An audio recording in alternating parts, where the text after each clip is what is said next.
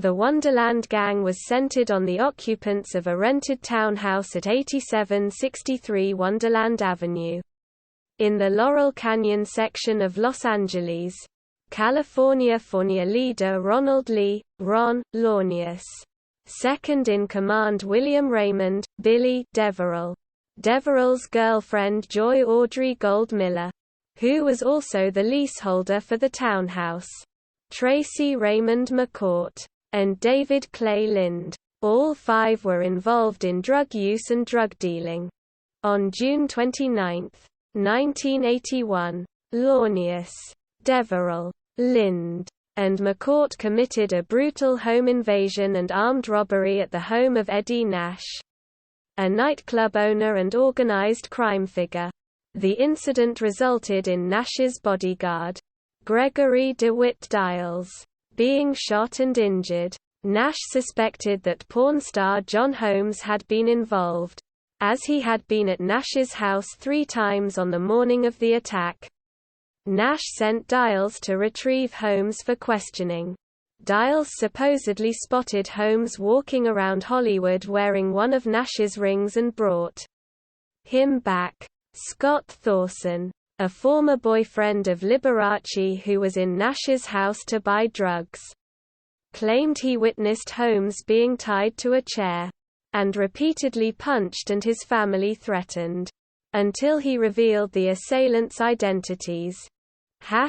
Wonderland Gang Murders. Around 3 a.m. on July 1, 1981, 2 days after the robbery, an unknown number of unidentified men entered the Wonderland Avenue townhouse and bludgeoned to death Launius, Deverell, Miller, and Barbara Richardson. The weapons used by the killers were believed to be a combination of hammers and metal pipes. Richardson's bloodied body was found on the living room floor, beside the couch where she had been sleeping that night. Miller was found on her bed, with Deverell at the foot of the bed in an upright position leaning against the TV stand. A hammer was found on the bed. Launius was found beaten to death on his bed with his gravely injured wife, Susan, beside him on the floor. Both bedrooms had been thoroughly searched and ransacked. Despite suffering severe brain damage in the attack, Susan ultimately survived and recovered, although she was left with permanent amnesia regarding the night of her attack, had to have part of her skull surgically removed, and lost part of one finger. Neither Lind nor McCourt was present during the attack. Lind was consuming drugs with a prostitute in a motel and McCourt was at his own home. Lind died of a heroin overdose in 1995, and McCourt died in 2006. Although neighbors would later report having heard loud screams around 3 a.m. No phone calls were placed to the police until 4 p.m. on July 1. Over 12 hours later, when furniture movers working at the house next door to the crime scene heard Susan moaning and went to investigate. The house was notorious for round-the-clock mayhem and debauchery, and when questioned, neighbors said the Wonderland gang's drug-fueled parties often included loud, violent screaming and disruptive noise. So when they heard the murders occurring, they simply believed another party was taking place. Police action and trials.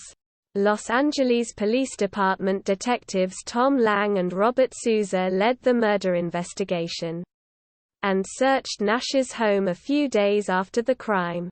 There they found more than $1 million worth of cocaine, as well as some items stolen from the Wonderland Avenue townhouse. An initial theory of the murders centered on Holmes, after his left palm print was found at the crime scene on the Launius's headboard.